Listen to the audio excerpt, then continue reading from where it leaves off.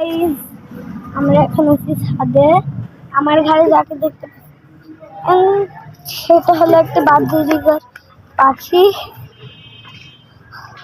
ও অনেক ভালো। ওকে পোষ মানানো হয়েছে। ও এখন আমার ঘরে আছে।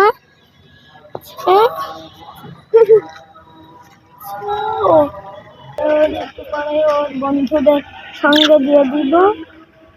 একটু পরে আমার বন্ধু পাখি সে আজ আমার সঙ্গে এসেছে ছাদে। সে এখন